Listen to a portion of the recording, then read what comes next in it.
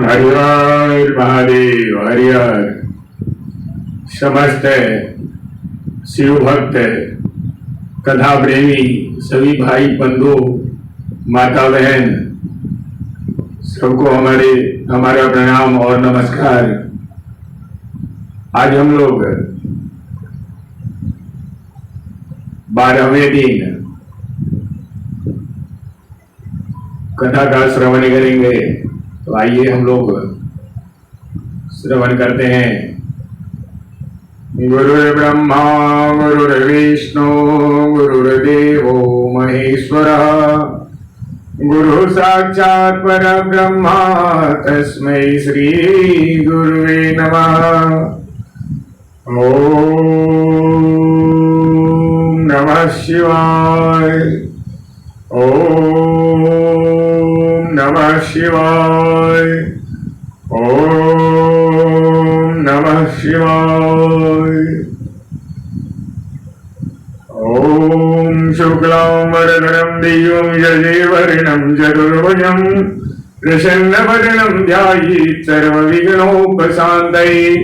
शुक्लां ब्रह्म विचारसार परमाद्यां जगद्व्यापिनीं वीणा पुस्तकधारिणीं अभयदां जाज्ञान्धकारापहाम् अस्थिस्फाटिकमालिकां विदधतीं पद्मासने संस्थितां वन्दे तां परमेश्वरीं भगवतीं बुद्धिं ददामि शारदाम्।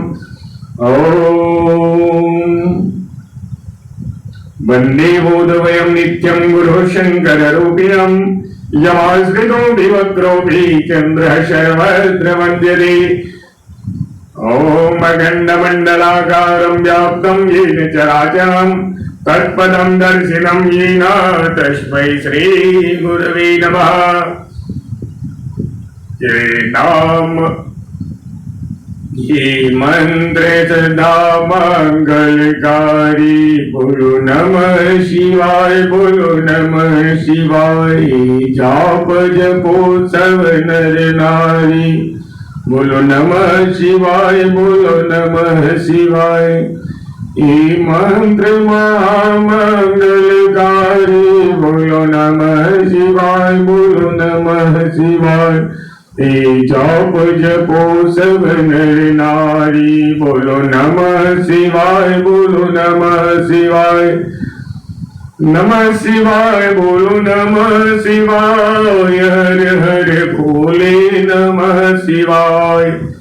नमः शिवाय बोलो नमः शिवाय।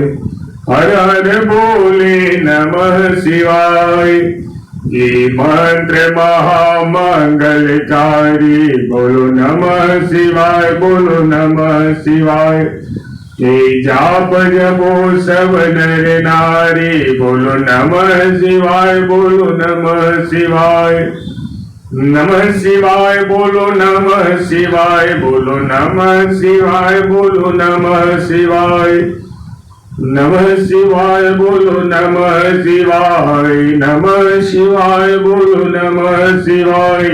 जाप जपो सब नर नारी बोलो नमः शिवाय बोलो नमः शिवाय बोलो नमः शिवाय बोलो नमः शिवाय।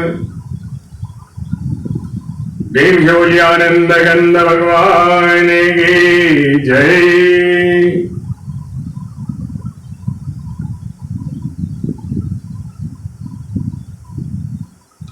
नागेश्वर नाथ महादेव की जय। तो भोले भाले डमरू वाले मेरी लोकवैया। तू भोले भाले डमरू वाले मेरी लोकवैया। भारी लादे सर पर आया पापों की गठरिया। बेदर्दी दुनिया ने मोही फांसा माया जाल में। विषयों की चिनगारी पाई जीवन के जंजाल में। तिल तिल करते चलती जाए ये मीना बजरिया। भोले भाले डमरू वाले मेरे लोक बरिया। भारी लादे सर पर आया पापों की गठरिया, भारी लादे सर पर आया पापों की गठरिया। आया हूँ मैं करके भरोसा, दुख दूर हो जाएंगे। जीवन भर की प्यासी नैना अब तो दर्शन पाएंगे। दर दर भटका शंकर आया तेरी में नगरिया। भोले भाले डमरू वाले मेरे लोग बरिया, बारी लादे सर पर आया पापों की गठरिया। जीवन भर की प्यासी नैना अब तो दर्शन पाएंगे। दर दर भटका शंकर आया तेरी नगरिया। स्वामी कार्तिक गणपति गौरा नंदी प्यारा संग हो, कर में डमरू त्रिशूल सोहे माता चंद्र सिर गंग हो। गंगा भंग छान बम वो बोले आए देखो मैं डगरिया। बोले शंकर डमरू वाले मेरे लो खबरिया। भारी लादे सर पर आया पापों की गठरिया। बोले बाले डमरू वाले मेरी लो खबरिया। कर जोर नतमस्तक शांति, कर जोर नतमस्तक शांति, शरण कराऊं द्वार पर। सेवक स्वामी विनय करते ऊंचे स्वर से पुकार कर देना भव पार मुरारी, हर लेना बवरिया। भोले भाले डमरू वाले मेरी लो खबरिया। भोले भाले डमरू वाले मेरी लो खबरिया। बोले भाले डमरू वाले मेरी लो खबरिया। जय बोले नागेश्वरनाथ महादेव की जय। श्री विश्वनाथ महादेव की जय। आइए भगवान को एक प्रार्थना करें। सब दुख हरने वाले भोले भंडारी, सभी समस्याओं का हल एक लोटा जल। इसलिए भक्तों इस बात को कभी न मत भूलिएगा, सभी समस्या का हल एक लोटा जल। हमारे महादेव बड़े दानी हैं, भूखे को अन्न प्यासे को पानी देने वाले हैं। इसलिए हमारे भोले को कभी भूलना नहीं है।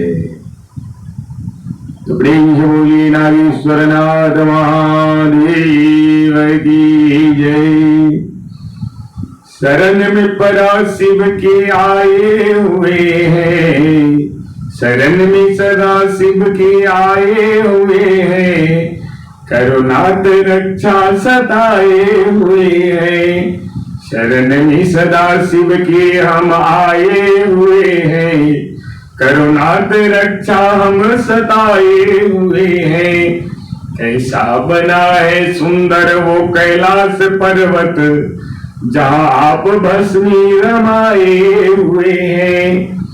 गले में विराजे वो सर्पों की माला, उसी का जनेऊ बनाए हुए हैं। शरण में सदा शिव हम आए हुए हैं, करुणात रक्षा हम सताए हुए हैं। संग में विराजत भूत प्रेत आदि लाखों, भयंकर सकल को बनाए हुए हैं। करुणात कृपा अब रघुनंदन के ऊपर, बहुत देर से सिर झुकाए हुए हैं। शरण में सदा शिव हम आए हुए हैं, करो शिव रक्षा दुनिया से हम सताए हुए हैं। इस प्रकार भगवान भोलेनाथ को हम प्रार्थना करते हैं जो कि हे भोलेनाथ हमारी रक्षा करो, हम दुनिया से सताए हुए हैं इसलिए हमारी रक्षा करो। भगवान की महिमा तो हम लोग गा ही नहीं सकते हैं। ये 15 दिन में कथा क्या, 15 जन्म में भी महादेव का कथा पूरा नहीं हो सकता है। ये 15 दिन और 7 दिन क्या चीज है। 7 समंदर मसी करो लेखनी सब बनराई, 7 समंदर मसी करो लेखनी सब बनराई, धरती सब कागज करो महादेव का गुण लिखा न जाई।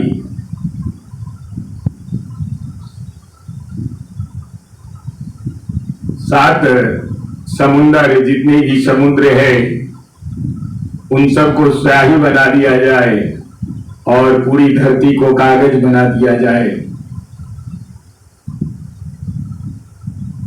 और वन है उस वन सबके पेन बना दिया जाए, फिर भी हमारे महादेव का गुण नहीं लिख सकते हैं। इसलिए तुलसी भरोसा राम के निर्भर होके सोए, तुलसी भरोसा राम की, तुलसीदास लिखते हैं निर्भर होके सोए, अनहोनी होनी नहीं, होनी होए सो होए। अनहोनी तो कभी होने वाली नहीं है और जो होने वाली है वो होके ही रहेगी। इसलिए प्रभु का गुण गाना नहीं छोड़ना है। 4 दिन की चांदनी फिर अंधेरी रात है। ये जीवन कितने दिन का है? 4 दिन का। इसी में सब कुछ करना है, भगवान का भजन भी करना है, संसार भी चलाना है। इसलिए हमारे प्रिय भक्तगण भोले के दरबार में सबका खाता है। हमारे भोले को कभी भूलना नहीं भक्तगण, चाहे कैसा भी समय आए। तो आइए कोई बात नहीं, आगे हम लोग सुनते हैं, फिर आगे चर्चा करेंगे। कथा को शुरुआत करते हैं, कथा का रसपान करते हैं। आज हम लोग सुनेंगे कैलाश संगीता। कैलाश संगीता में सूत जी तथा वामदेव जी का स्कंद जी से प्रश्न इस प्रकार हम लोग कथा सुनते हैं। नमः शिवाय शांब सदा शिवाय सगनाय ससूनवे प्रधान पुरुषेशाय सर्ग स्थित्यंत हितवे। जो प्रधान प्रकृति के और पुरुष के नियता तथा सृष्टि पालन और संहार के कारण है, वह पार्वती सहित शिव को उनके पार्षदों और पुत्रों के साथ प्रणाम है। सूत जी कहते हैं कि हमने अनेक असंख्य युक्त परम मनोहर उमा संहिता सुनी। अब आप शिव तत्व का ज्ञान बढ़ाने वाली कैलाश संहिता का वर्णन कीजिए। तब व्यास जी कहते हैं कि पुत्रों, शिव तत्व का प्रतिपादन करने वाली दिव्य कैलाश संहिता आप लोग प्रेम पूर्वक सुनो। इतना कहकर व्यास जी ने काशी में मुनियों के साथ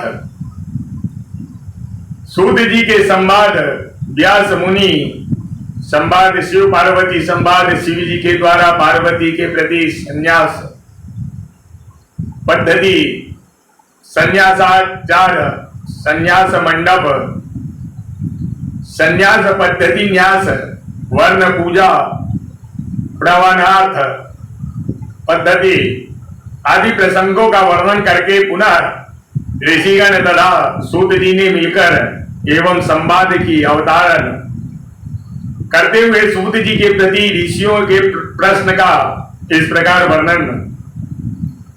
ऋषि कहते हैं कि आप हमारे श्रेष्ठ गुरु हैं, अतः यदि आपका हम पर अनुग्रह हो तो हम आपसे एक प्रश्न पूछते हैं। श्रद्धालु शिष्यों पर आप जैसे गुरुजन सदा स्नेह रखते हैं।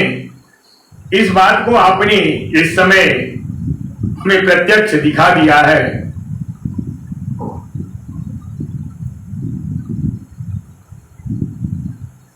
विरजा होम के समय पहले आपने जो वामदेव का मत सूचित किया था उसे हमने विस्तार पूर्वक नहीं सुना। अब हम बड़े आदर और श्रद्धा के साथ उसे सुनना चाहते हैं।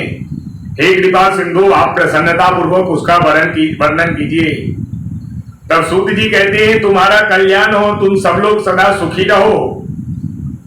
महाभाग महात्माओं, तुम भगवान शिव के भक्त तथा दृढ़ता पूर्वक व्रत का पालन करने वाले हो। यह निश्चय रूप से जानकर ही मैं तुम लोगों के समक्ष इस विषय का प्रसन्नता पूर्वक वर्णन करता हूं। ध्यान देकर सुनो। पूर्व काल के रथंतर गर्भ में महामुनि वामदेव माता के गर्भ से बाहर निकलते ही शिव तत्व के ज्ञाताओं में श्रेष्ठ माने जाने लगे। वे वेदों, आगमों, पुराणों तथा अन्य सब शास्त्राओं के भी तत्व अर्थों को जानने वाले थे। देवता, असुर तथा मनुष्य सभी जीवों के जन्म कर्मों से उन्हें भली भांति ज्ञान था। उनका संपूर्ण अंग भस्म लगाने से उज्जवल दिखाई देता था। उनके मस्तक पर जटाओं का समूह शोभा देता था। वे किसी के आश्रित नहीं थे। उनके मन में किसी वस्तु की इच्छा नहीं थी। वे शांति, उष्ण आदि द्वंद्वों से परे तथा अहंकार शून्य थे। वे दिगंबर महाज्ञानी महात्मा दूसरे महेश्वर के समान ध्यान पड़ते थे। उन्हीं के जैसे स्वभाव वाले बड़े बड़े मुनि शिष्य होकर उन्हीं घेरे रहते थे। वे अपने चरणों के स्पर्श जनित पुण्य से इस पृथ्वी को पवित्र करते हुए सब ओर विचरते और अपने चित्त को निरंतर परम भाव स्वरूप पर ब्रह्म परमात्मा में लगे रहते थे। इस तरह घूमते हुए वामदेव जी ने मेरु के दक्षिण शिखर पर कुमार श्रृंग में प्रसन्नता पूर्वक प्रवेश किया, जहां मयूर वाहन शिव कुमार ज्ञानमय शक्ति धारण करने वाले समस्त असुरों को नाश और सर्वदेव वंदित भगवान स्कंद रहते थे। उनके साथ उनकी शक्ति शूला, शक्ति भूता, गजावल्ली भी थी। वही स्कंद सर के नाम से प्रसिद्ध एक सरोवर था जो समुद्र के समान अगाध एवं विशाल दिखाई देता था। उसका जल ठंडा और स्वादिष्ट था। वह सरोवर स्वच्छ, अगाध एवं बहुत जलराशि से पूर्ण था। उसमें संपूर्ण आश्चर्यजनक गुण विद्यमान थे। वह जलाशय स्कंद स्वामी के समीप ही था। हे महामुनि, वामदेव जी ने के शिष्यों के साथ उनमें स्नान करके शिखर पर बैठे हुए मुनि वृंद सेवित कुमार का दर्शन किया। वे उगते हुए सूर्य के समान तेजस्वी थे। मोर उनका श्रेष्ठ वाहन था। उनके 4 भुजाएं थी। सभी अंग से उदारता सूचित होती थी। मुकुट आदि उनकी शोभा बढ़ा रही थी। रत्न भूत 2 शक्तियां उनकी उपासना करती थी। उन्होंने अपने 4 हाथों से क्रमशः शक्ति, कुक्कुट वर और अभय धारण कर रहे थे। स्कंद का दर्शन और पूजा करके उस मुनीश्वर ने बड़ी भक्ति से उनका स्तवन आरंभ किया, जो प्रणवाक्षर रूप बीज से युक्त था। प्रणव रूप है। उन आप स्वामी कार्तिकेय को बारंबार नमस्कार है। वेदांत के अर्थभूत ब्रह्मांड है, जिनका स्वरूप है, जो वेदांत का अर्थ करते हैं, वेदांत के अर्थ को जानते हैं और नित्य विदित है, उस स्कंद स्वामी को बारंबार नमस्कार है। इस प्रकार उन स्कंद स्वामी को बारंबार नमस्कार है। समस्त प्राणियों को हृदय में प्रतिष्ठित है। गुह्यों को नमस्कार है, जो स्वयं गुह्य है, जिनका रूप गुह्य है तथा जो गुह्य शास्त्रों के ज्ञाता है, उन स्वामी कार्तिकेयों को नमस्कार है। प्रभु, आप अगुणों से भी अत्यंत अणु और महान से भी परम महान हैं। कारण और कार्य अथवा भूत और भविष्य के भी ज्ञाता हैं। आप परम तत्व स्वरूप को नमस्कार है। आप स्कंद माता के गर्भ से शुद्ध है। स्कंद गर्भ से स्खलन ही आपका रूप है। आप सूर्य और अरुण के समान तेजस्वी हैं। परिजात की माला से सुशोभित मुकुट आदि धारण करने वाले आप स्कंद को सदा नमस्कार है। आप शिव के शिष्य और पुत्र हैं। शिव कल्याण देने वाले हैं, शिव को प्रिय हैं तथा शिव के लिए आनंद की निधि है। आपको नमस्कार है। आप गंगा जी के बालक, कृतिकाओं के कुमार, भगवती उमा के पुत्र तथा मार्कंडे के सरकंडों के वन में शयन करने वाले हैं। आप महाबुद्धिमान देवताओं को नमस्कार है। षडक्षर मंत्र आपका शरीर है। आप 6 प्रकार के अर्थ का विधान करने वाले हैं। आपका रूप 6 मार्गों से परे हैं। आप सदानंद को बारंबार नमस्कार है। द्वादशात्मन आपको 12 विशाल नेत्र और 12 उठी हुई भुजाएं हैं।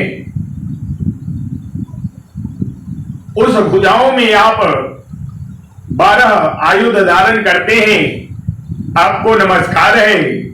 आप चतुर्भुजा रूपधारी, शांत तथा चारों भुजाओं से क्रमशः शांति, कुक्कुट, वर और अभय धारण करते हैं। आप असुर विदारण देव को नमस्कार है। इस प्रकार शिव भक्ति की वृद्धि करने वाला, आयु, आरोग्य तथा धन की प्राप्ति कराने वाला और सदा संपूर्ण अभिष्ट को देने वाले हैं। इस प्रकार उनकी स्तुति करते हैं। ओम नमः प्राणवार्ताय प्राणवार्ता विदायिनी प्राणवाक्षर बीजाय प्राणवाय नमो नमः। वेदांतार्थ स्वरूपाय वेदांतार्थ विदायिने वेदांतार्थ विदेदित्यं विदिताय नमो नमः। नमो गुह्य भूतानां गुहासो निदाय च गुह्याय गुह्य रूपाय गुहागम विधि नमः। अनोरणीय सेतुभ्यं महतोपि महो महीयते यसे नमः। परावरज्ञाय परमात्म स्वरूपिणी स्कंद कंद रूपाय श्रीदारूण तेजसे नमो। मंदार मालोन्द मुकुटादिभूते सदा शिव शिष्या पुत्राय शिवस्य शिवदायिने शिवप्रिया शिवयो रानंद निधये नमः। गंगेयाय नमस्तुभ्यं कार्तिकेयाय धीमहि उमापुत्राय महते सरकान नसायिनी षडाक्षर शरीराय षडवि विधार्थ विधायिनी षडध्वातीतरूपाय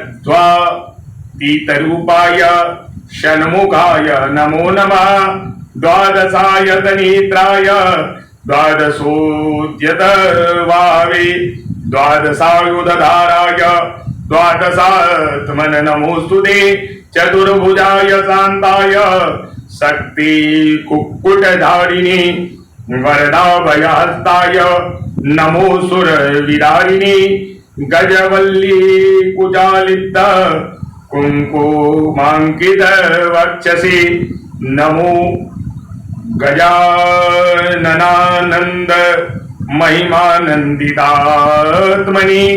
इस प्रकार वामदेव ने इस प्रकार देव सेनापति भगवान स्कंद की स्तुति करके 3 बार उनकी परिक्रमा की और फिर पृथ्वी पर दंडवत बाती से गिरकर नमस्कार कर बारंबार साष्टांग प्रणाम करके परिक्रमा करके अंत में विनीत भाव से उनके पास खड़े हो गए। वामदेव जी के द्वारा किए गए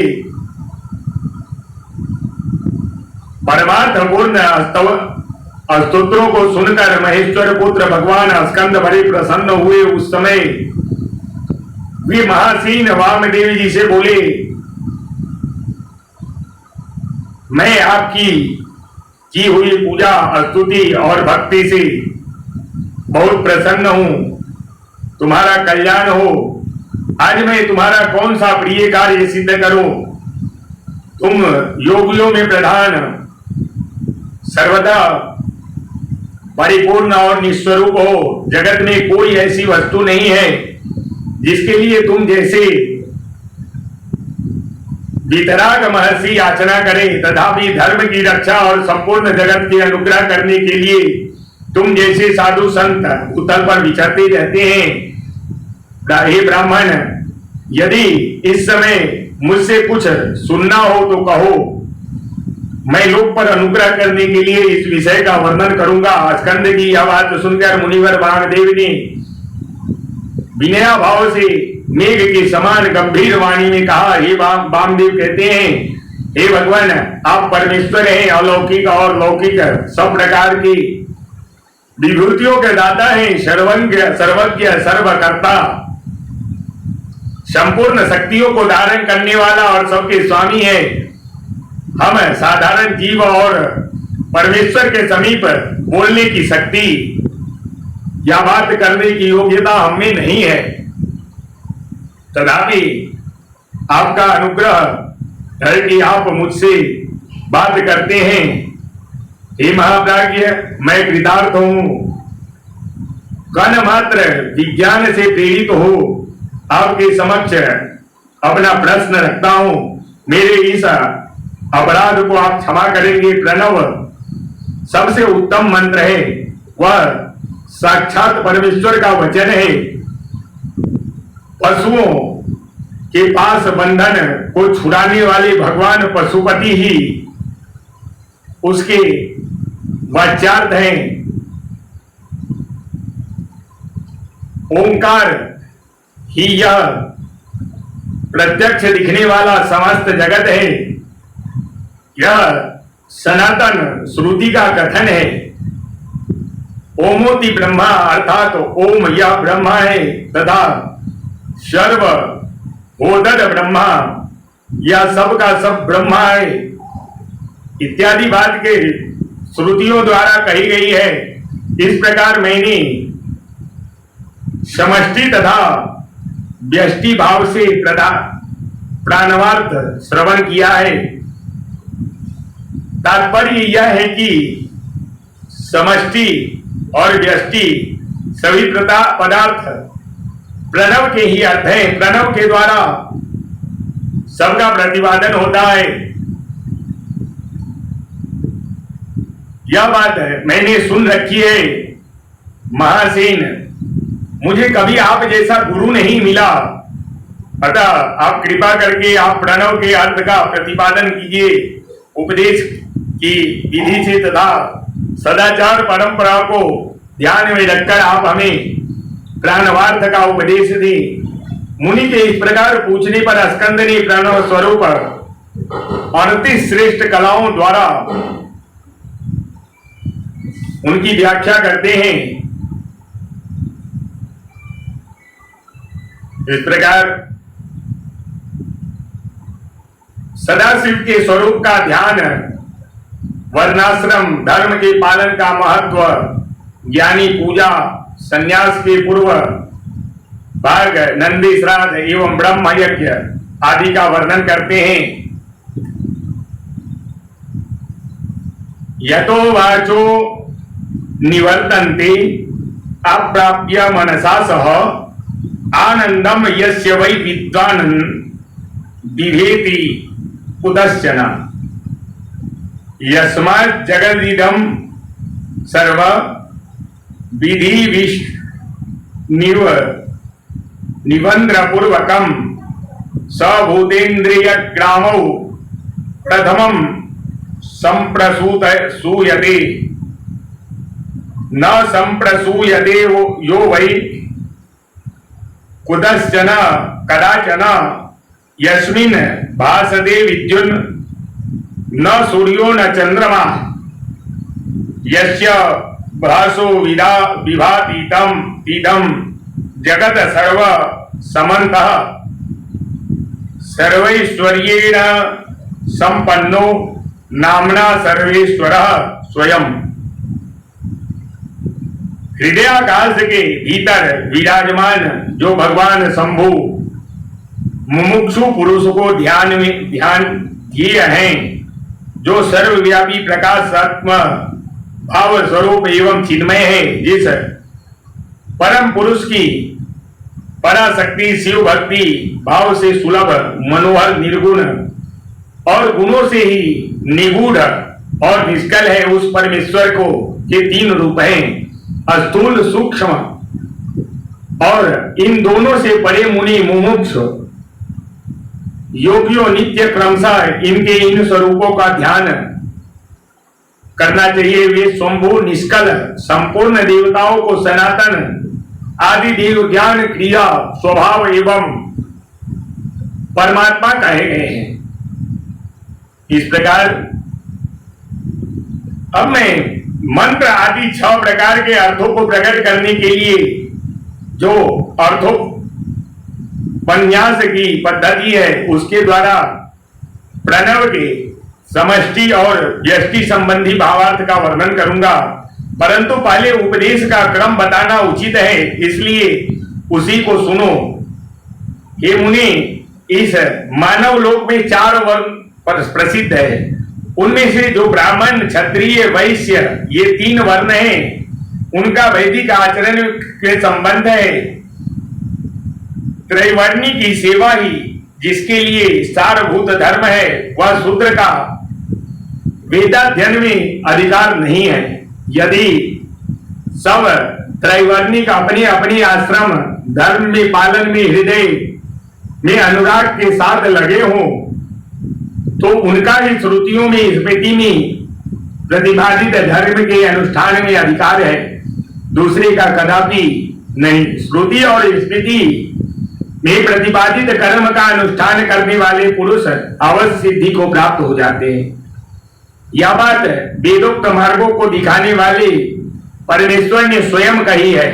वर्ण धर्म और आश्रम धर्म के पालन जनित पुण्य परमेश्वर का पूजन करके बहुत से श्रेष्ठ मुनि उनके सायुज्य को प्राप्त हो गए हैं। ब्रह्मचार्य के पालन में ऋषियों की यज्ञ कर्मों के अनुष्ठान से देवताओं की तथा संतानोपादन से पितरों की तृप्ति होती है, ऐसे श्रुति ने कहा है। इस प्रकार ऋषिगण देव ऋषि तथा पितृ ऋषि इन तीनों से मुक्त हो वानप्रस्थ आश्रम में प्रविष्ट होकर मनुष्य शीत उष्ण तथा सुख दुख की द्वंद्वों को सहन करते हुए जितेंद्रिय तपस्वी और मिताधारी हो यम नियम आदि योग का अभ्यास करें, जिससे बुद्धि निश्चल तथा अत्यंत दृढ़ हो जाए। इस प्रकार क्रमशः अभ्यास करने से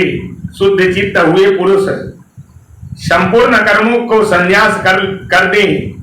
समस्त कर्मों का संन्यास करने के पश्चात ज्ञान के समंदर में तत्पर रहे। ज्ञान के समादर को ही ज्ञानमयी पूजा कहते हैं। वह पूजा जीवन की साक्षात शिव के समान एकता का बोध कराकर जीवन मुक्ति रूप फल देने वाले हैं।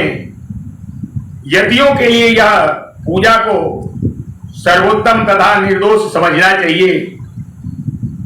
ये महाप्राज्य इस प्रकार इस वर्णन का कार्य पूरा करके 10 मंडल को निर्माण करें।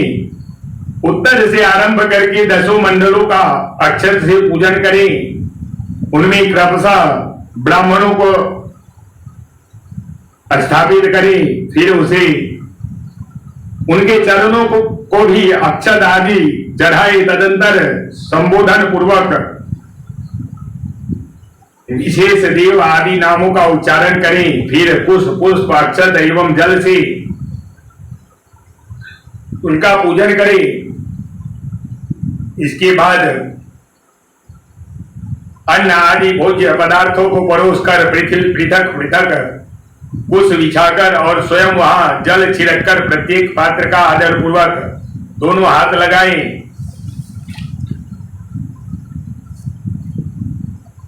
अंत में इस प्रकार प्रार्थना करें।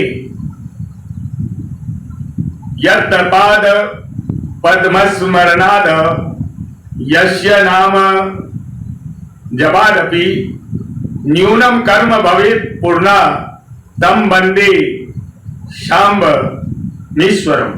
जिनके चरणार विंद के चिंतन एवं नाम जप से न्यूनता पूर्वक अथवा अधूरा कर्म भी पूरा हो जाता है, वह सांब सदाशिव उमा महेश्वर की मैं वंदना करता हूं। इसका पाठ करने के पश्चात ब्राह्मणों मेरे द्वारा किए हुए यह नंदी मुख श्राद्ध, इस प्रकार नंदी मुख श्राद्ध करके प्रार्थना करके उस श्रेष्ठ ब्राह्मणों को प्रसन्न करने के पश्चात उनका आशीर्वाद लें और उनके हाथ से लिया हुआ जल छोड़ दे। फिर पृथ्वी पर दंडवत प्रणाम करें। ब्राह्मण से कहें या अन्य अमृत रूप हो। फिर उदार चेत साधक हाथ जोड़कर अत्यंत प्रसन्नता पूर्वक प्रार्थना करें। इस प्रकार क्रमशः अक्षत जल छोड़े। अवनी जन दे 5 स्थानों पर प्रत्येक के लिए 3-3 पिंड दे। इस प्रकार नंदी श्राद्ध करने के पश्चात 3 बार पृथक पृथक ओम अनंतात्मनि स्वाहा, ओम ज्ञानात्मनि नमः स्वाहा, ओम परमात्मनि नमः स्वाहा, ओम प्रजापतये नमः स्वाहा इति। तदंतर पृथक पृथक प्रणव मंत्र से ही दूध दही मिले हुए अथवा केवल जल को 3 बार चाटकर पुनः 2 बार अथवा आचमन करें। इसके बाद मन को स्थिर करके सुस्थिर आसन पर पूर्वाभिमुख बैठकर शास्त्रोक्त विधि से 3 बार प्राणायाम करें। जिस प्रकार नंदी श्राद्ध करने का विधान बताया गया है,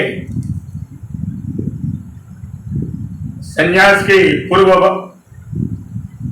पूर्वाभूत नंदी श्राद्ध ब्रह्म यज्ञ। संन्यास ग्रहण के लिए गणपति पूजा करनी जरूरी होती है। होम, तत्व शुद्धि, सावित्री, प्रवेश, सर्व संन्यास और दंड धारण। इसके बाद संन्यास धारण कर सकता है। इस प्रकार संन्यास धारण का नियम है। प्रणव के अनेक विचार है। शैव दर्शन के अनुसार शिव तत्व जगत, प्रपंच और जीवन तत्व के विषय में विशद विवेचन तथा शिव से जीव और जगत की अभिन्नता का प्रतिपादन। इस प्रकार भगवान कहते हैं कि स्कंद कुमार कहते हैं जो कि इस प्रकार यदि अंत्येष्टि मार्ग की दशा पर्यंत विधि का वर्णन प्रेम से बोलिए शंकर भगवान की जय। जब मनुष्य शरीर का त्याग कर देता है और जो मुक्त यति है उनके शरीर का दाह कर्म नहीं होता, मरने पर उनके शरीर को गाड़ दिया जाता है। आप प्रसन्नता पूर्वक यति के उस अंत्येष्टि कर्म का वर्णन कीजिए, क्योंकि तीन लोकों में आपके सिवाय दूसरा कोई इस विषय का वर्णन करने वाला नहीं है। भगवान शंकर नंदन जो पूर्व पर ब्रह्म में अहम भाव का आश्रय ले देह पंजर से युक्त हो गए हैं तथा जो उपासना के मार्ग में शरीर बंधन से मुक्त हो परमात्मा को प्राप्त हुए, उनकी गति में क्या अंतर है यह बताइए हे प्रभु। मैं आपका शिष्य हूं, इसलिए अच्छी प्रकार से विचार करके प्रसन्नता पूर्वक मुझे इस विषय का वर्णन कीजिए। स्कंद कहते हैं जो कोई यदि समाधिस्थ हो जाते हैं, शिव के चिंतन पूर्वक अपने शरीर का परित्याग करता है, वह यदि महान धीर हो तो परिपूर्ण शिव रूप हो जाता है। किंतु यदि कोई अधीर चित्त होने के कारण समाधि लाभ नहीं कर पाता तो उसके लिए उपाय बताता हूं, सावधान होकर आप लोग सुनो। वेदांत शास्त्र के वाक्य से जो ज्ञात ज्ञान और ज्ञेय इस तीन पदार्थों का परिज्ञान होता है, उसे गुरु के मुख से सुनकर यदि यम नियमादि रूप योग का अभ्यास करे, उसे करते हुए वह भली भांति शिव के ध्यान में तत्पर रहे, हे मुनि उसे नित्य नियम पूर्वक प्रणव के जप और अर्थ चिंतन में मन को लगावे। यदि देह की दुर्बलता के कारण धीरता धारण करने में असमर्थ यदि निष्काम भाव से शिव का स्मरण करे और अपने जीर्ण शरीर को त्याग दी, तो भगवान सदाशिव के अनुग्रह से नंदी के भेजे हुए विख्यात 5 अति वाहिक देवता आते हैं। उनमें से कोई तो अग्नि का अभिमानी, कोई ज्योति पुंज रूप, कोई दिनाभिमानी, कोई शुक्ल पक्षाभिमानी और कोई उत्तरायण का अभिमानी होता है। ये पांचों सब प्राणियों पर अनुग्रह करने में तत्पर रहते हैं। इसी तरह धूमाभिमानी, तम का अभिमानी, रात्रि का अभिमानी, कृष्ण पक्ष का अभिमानी और दक्षिणायन का अभिमानी, ये सब मिलकर 5 होते हैं। ये पांचों विख्यात देवता दक्षिण मार्ग से प्रसिद्ध हैं। महामुनि वामदेव, अब तुम उन सब देवताओं की प्रवृत्ति का वर्णन सुनो। कर्म के अनुष्ठान में लगे वे जीव को साथ ले वे पांचों देवता उनके पुण्यवश स्वर्ग लोक को जाते हैं और वहां यथोक्त भोगों का उपभोग करके वे जीव पुनः क्षीण होकर पुनः मनुष्य लोक में आते तथा पूर्ववत जन्म ग्रहण करते हैं। इनके सिवा जो उत्तम मार्ग की 5 देवता हैं, वे भूतल से लेकर ऊर्ध्व लोक तक के मार्ग में 5 भागों में विभक्त करते यति के साथ ले क्रमशः अग्नि आदि में को पहुंचाते हैं। वहां देवाधिदेव महादेव के चरण में प्रणाम करके लोकानुग्रह करके कर्म में ही लगाए गए वे अनुग्रहकार देवता उन सदाशिव के पीछे खड़े हो जाते हैं। यति को आया हुआ देखकर देवाधिदेव सदाशिव यदि वह विरक्त हो तो उसे महामंत्र की तात्पर्य का उपदेश दे गणपति के पद पर अभिषिक्त करके अपने ही समान शरीर देते हैं। इस प्रकार सदैव सर्वेश्वर सर्व नियंता भगवान शंकर उस पर अनुग्रह करते हैं और अनुग्रहित करके निश्चल समाधि देते हैं। अपने प्रति दया स्वभाव की फल स्वरूपा तथा सूर्य आदि के कार्य करके शक्ति रूप एवं सिद्धियां प्रदान करते हैं। जो कहीं अवरुद्ध नहीं होती, साथ ही वे जगत गुरु शंकर सब यतियों को उस परम मुक्ति को देते हैं जो ब्रह्मा जी की आयु समाप्त होने पर भी पुनरावृत्ति के चक्र से दूर रहती है। अतः यही सृष्टि मन संपूर्ण ऐश्वर्य से युक्त और यही मोक्ष का राजमार्ग है। इस प्रकार साथ गए हुए वे सब यति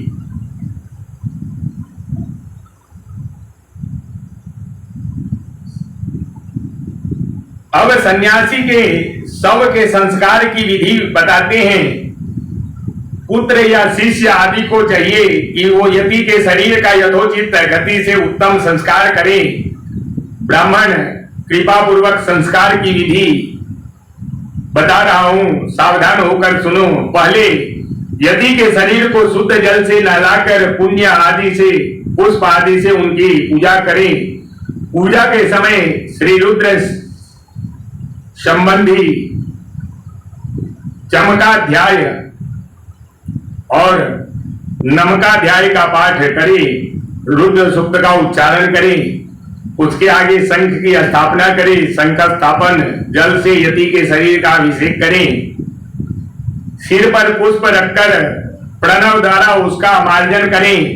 पहले कौपिन आदि की को हटाकर दूसरे नवीन कौपिन आदि की धारणा कराएं। फिर विधि पूर्वक उसके त्रिपुंड लगाकर चंदन द्वारा तिलक लगाएं। फिर फूलों और मालाओं से उसके शरीर की अलंकृत करें। छाती, कंठ, मस्तक, बाह, कलाई और कानों में क्रमशः रुद्राक्ष की माला के आभूषण मंत्रोच्चार पूर्वक धारण कराएं। सुगंधित पुष्पों और मालाओं से उस रथ को सज्जित करें। फिर नित्य वाद्य ब्राह्मणों से वेदोच्चार मंत्र की ध्वनि के साथ ग्राम की प्रदक्षिणा करते हुए उस प्रेत को बाहर ले जाए। तदंतर साथ गए हुए वे सब यदि गांव के पूर्व या उत्तर दिशा में पवित्र स्थान में किए किसी पवित्र वृक्ष के निकट देव यज्ञ गड्ढा खोदे। उसकी लंबाई सन्यासी के दंड के बराबर ही होनी चाहिए। फिर प्रणव तथा व्याहुति मंत्रों द्वारा उसके प्रोक्षण करें। क्रमशः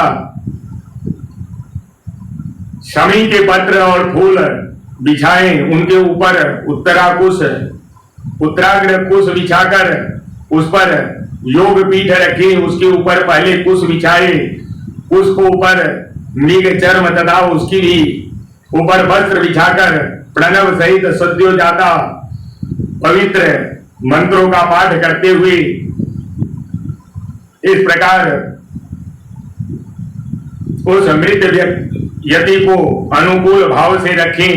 शिव का चिंतन करता रहे। इस प्रकार यति को एक हाथ ऊंचे और 2 हाथ लंबे चौड़े एक पीठ का मिट्टी के द्वारा निर्माण करें। फिर उसे उसके अंदर रखकर एक हाथ लंबे चौड़े एक पीठ का मिट्टी का के द्वारा निर्माण करें, फिर उसे गोबर से लीपे। या पीठ चौकोर होना चाहिए, उसके मध्य भाग में उमा महेश्वर को स्थापित करके गंध अक्षत बिलोपत्र तुलसी आदि से उनकी पूजा करें। तत्पश्चात कन्या से धूप और दीप का निवेदन करें। इस प्रकार सन्यासी के अंतिम क्रिया का वर्णन आप लोगों ने सुना। ये कैलाश संहिता का वर्णन आप लोगों ने सुना और आप लोग सुनेंगे वायुवी संहिता। उससे पहले हम लोग शिव जी का एक छोटा सा भजन करते हैं और भगवान का नाम का गुणगान करते हैं। आइए हम लोग प्रेम से इस भजन का आनंद लें। बड़ी दूर से चल के आया हूँ, बड़ी दूर से चल कर आया हूँ मेरे बाबा तेरे दर्शन के लिए, मेरे भोले तेरे दर्शन के लिए। बड़ी दूर से चल कर आया हूँ मेरे बाबा तेरे दर्शन के लिए। एक फूल गुलाब का लाया हूँ चरणों में तेरे रखने के लिए। नारंग महल की अभिलाषा है, न इच्छा सोने चांदी की। नारंग महल की इच्छा है, ना इच्छा सोने चांदी की। तेरी दया की दौलत है काफी, तेरी दया की दौलत है काफी। झोली मेरी भरने के लिए तेरी दया की दौलत है काफी। झोली मेरी भरने के लिए बड़ी दूर से चल के आया हूँ मेरे बाबा तेरे दर्शन के लिए। ना हीरे मोती लाया हूँ, ना धन दौलत की थैली है। ना हीरे मोती लाया हूँ, ना धन दौलत की थैली है।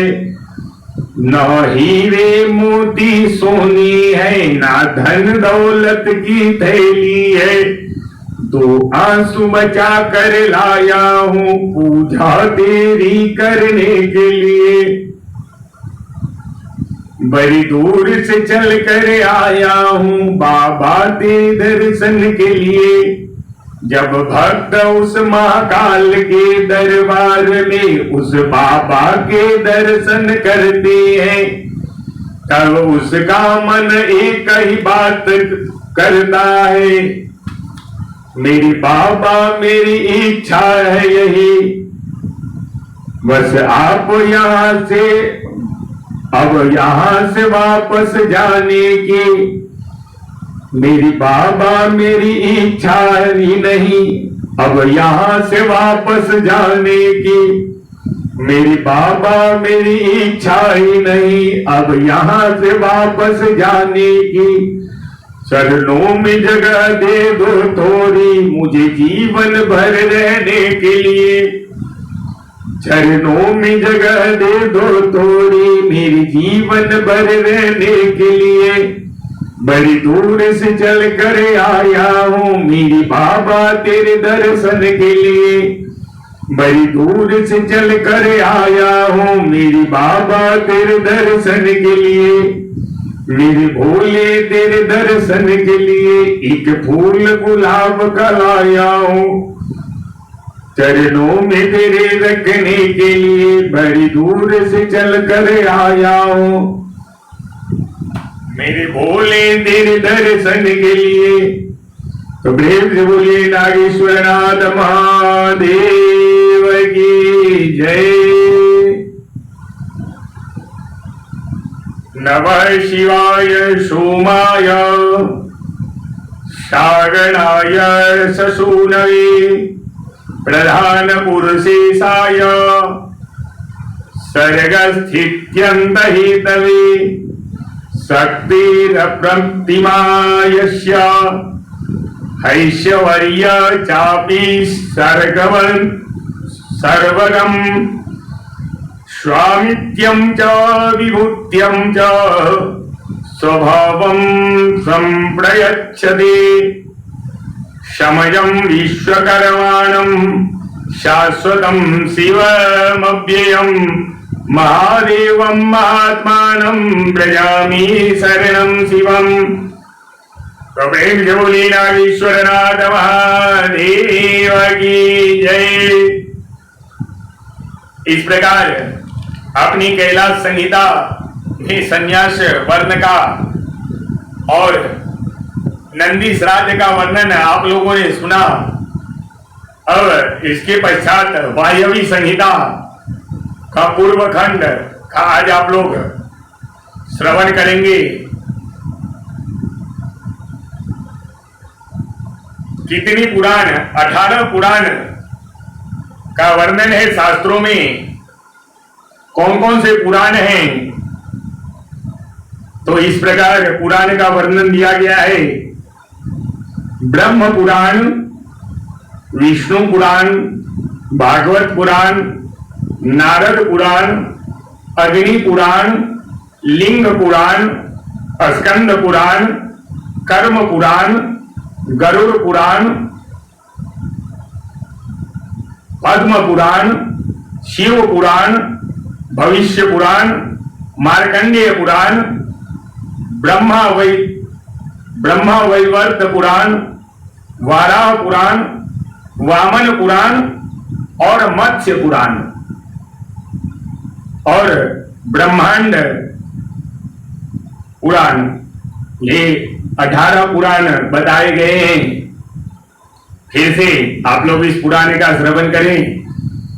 पहला है ब्रह्मा पुराण, दूसरा पद्म पुराण, तीसरा विष्णु पुराण, चौथा शिव पुराण, पांचवा भगवत पुराण, छठा भविष्य पुराण, सातवां नारद पुराण, आठवां मार्कंडेय पुराण, नौवां अग्नि पुराण, 10वां ब्रह्म वैवर्त पुराण, 11वां लिंग पुराण, 12वां वराह पुराण, 13वां स्कंद पुराण, 14वां वामन पुराण, 15वां कर्म पुराण, 16वां मत्स्य पुराण, 17वां है गरुड़ पुराण और 18वां है ब्रह्मांड पुराण।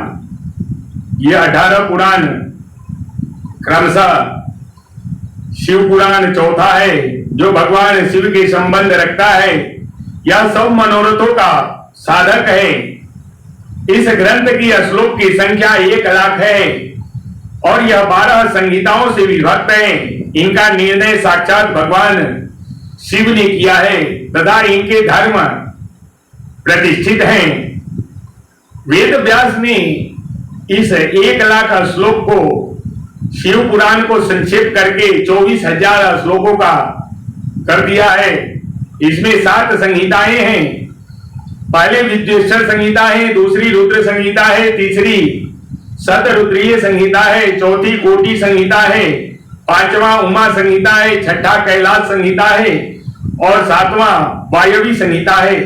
इस प्रकार इनके 7 संहिता है। विद्वेश्वर संहिता में 2000, रुद्र संहिता में 10,500, शतरुद्र संहिता में 2,180, कोटि रुद्र संहिता में 2,240, उमा संहिता में 1,840, कैलाश संहिता में 1,240 और वायवी संहिता में 4,000 श्लोक है। इस परम पवित्र शिव पुराण को आप लोगों ने सुन लिया।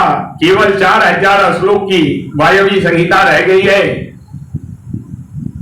जो 2 भागों में युक्त है। इसका वर्णन जो वैदिक विद्वान न हो उससे इस उत्तम शास्त्र का वर्णन नहीं करना चाहिए। जो पुराणों को न जानता हो और जिनकी पुराण पर श्रद्धा न हो उनसे भी इनकी कथा नहीं कहनी चाहिए। जो भगवान शिव का भक्त हो, शिव भक्त धर्म का पालन करता हो और दोष दृष्टि से रहित हो, उस जांचे हुए बूझे हुए परमात्मा शिव शिष्य को ही इसका उपदेश देना चाहिए, जिसकी कृपा से पुराण संहिता का ज्ञान है। उस अमित तेजस्वी भगवान व्यास को नमस्कार है। इस प्रकार यहां आज 12वें दिन शिव महापुराण की कथा का वर्णन यहां पर पूरा होता है और अब शेष 3 दिन आप भगवती की कथा सुनेंगे। जो नवरात्रि आ रही है, नवरात्रि की कथा आप लोग श्रवण करेंगे और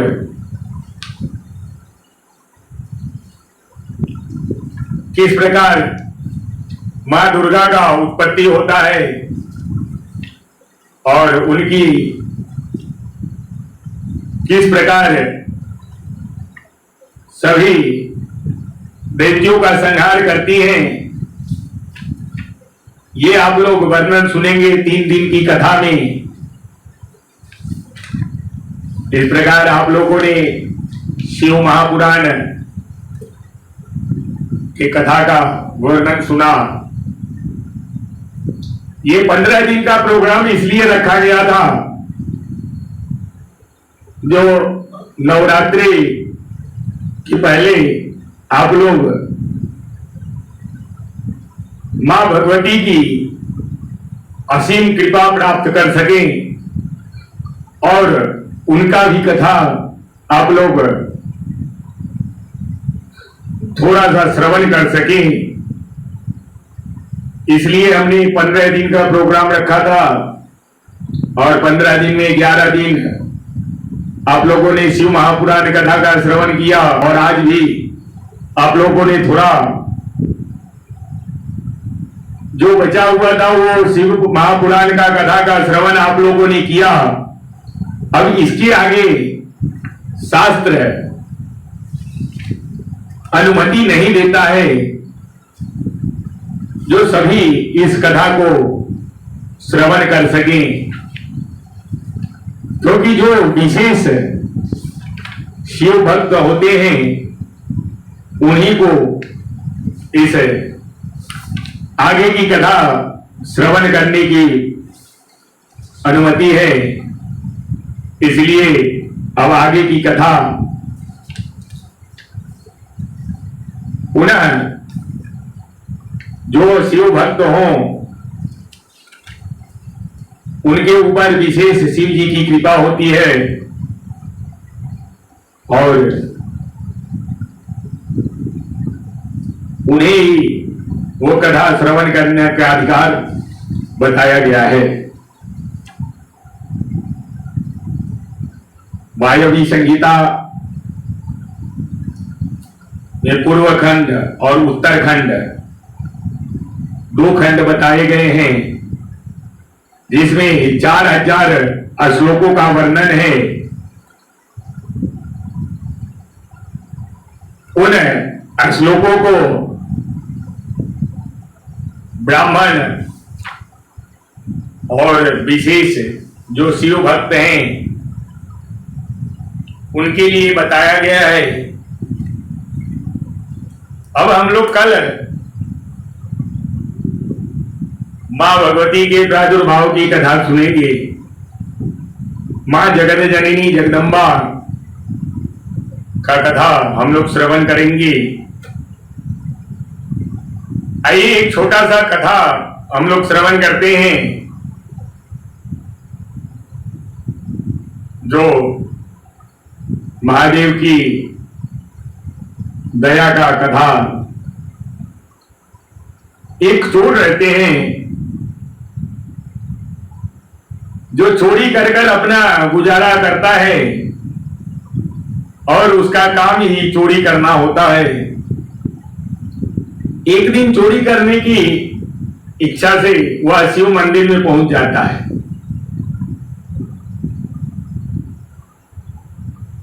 और इधर उधर दृष्टि करने के पश्चात उन्हें कुछ दिखाई नहीं देता है। शिव जी के ऊपर टंगा हुआ घंटे पे नजर उसका जाता है और उसके मन में ऐसा होता है जो कि चलो क्यों हम ये घंटा ही क्यों न खोल ले।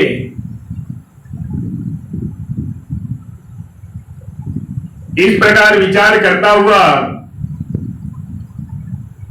घंटा खोलने के लिए उद्यत होता है, परंतु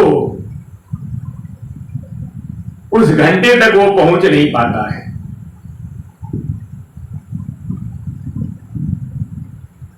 इधर उधर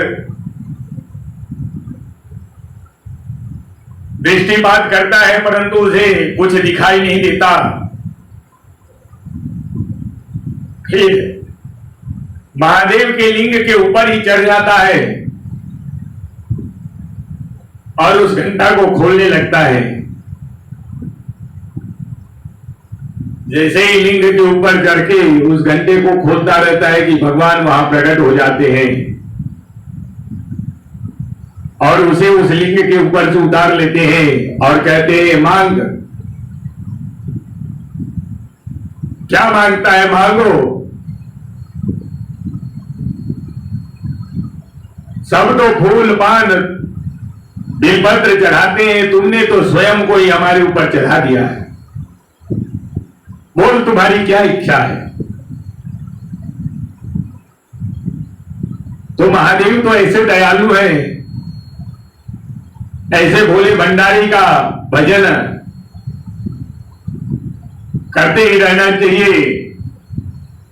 इस भोले भंडारी का ध्यान आप करते रहो, ऐसे ही पार कर देंगे भोलेनाथ। कहता है जहां पर कृपा राम के होई ता पर कृपा कह ही सब कोई।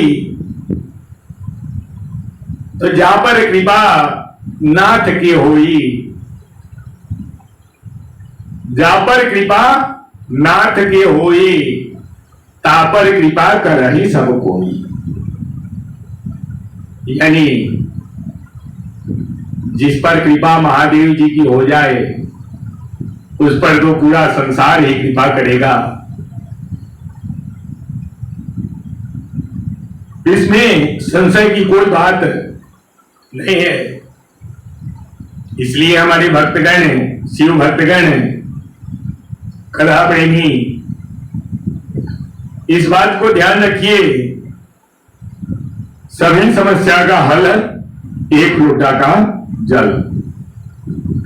सभी समस्या का हल एक लोटा जल। एक लोटा का जल अगर हम भोले बाबा के ऊपर चढ़ाएंगे तो भोले बाबा ऐसे ही प्रसन्न हो जाएंगे। इसलिए हमें इस बात को कभी नहीं भूलनी चाहिए और बाबा को सदा ही स्मरण में रखना चाहिए और इसे कभी भी नहीं भूलना चाहिए।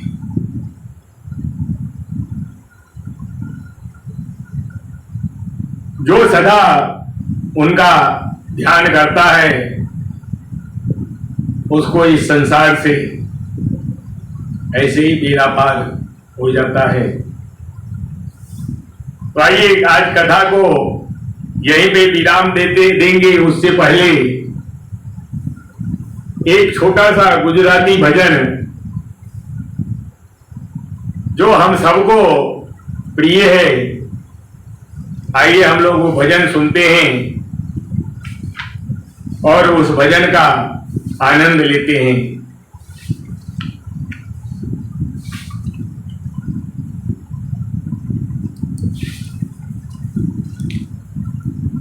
शंभो शरणे परी मांगो, गरी रे गरी कष्ट कापो।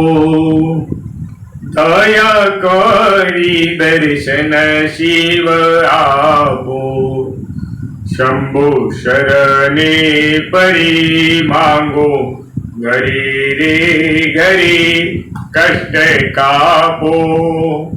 दया करी दर्शन शिव आपो, તમે ભક્તોના દુઃખ હરનારા, શુભ સૌનું સદા કરનારા। હું તો મંદમતી તારી અકાળ ગતિ, કષ્ટ કાપો। દયા કરી દર્શન શિવ આપો, અંગી ભસ્મ સ્મશાનની ચોરી, સંગે રાખો સદા ભૂત ટોળી। ભાલે ચંદ્ર ધર્યો, કંઠે વિષ ધર્યો, અમૃત આપો। દયા કરી દર્શન શિવ આપો, दया करी दर्शन शिव आपो। नीति नीति जावेद कहे छे, मारो चितेरो त्या जाव चहे छे। नीति नीति जावेद कहे छे, मारो चितेरो त्या जाव चहे छे। सारा जग में तो बसु तारा महो, शक्ति आपो। दया करी दर्शन शिव आपो, आपो दृष्टि में तेज अनोखो, सारी सृष्टि में शिव रूप देखो। आपो दृष्टि में तेज अनोखो, सारी सृष्टि में शिव रूप देखो। मारा दिल में बसो, आवी है बसो, शांति स्थापो। दया करी दर्शन शिव आपो, शंभु शरणे परी मांगो, घरी रे घरी कष्ट कापो। दया करी दर्शन शिव आपो। शंकर दास नो भव दुख कापो, नित्य शिवानो शुभ धन आपो। शंकर दास नो भव दुख कापो, नित्य शिवानो शुभ धन आपो। टाळो मंदमती, टाळो गर्व गति, भक्ति आपो। दया करी दर्शन शिव आपो, आपो सद्भक्ति में भाव अनेरो, शिव भक्ति में धर्म गनेरो। प्रभु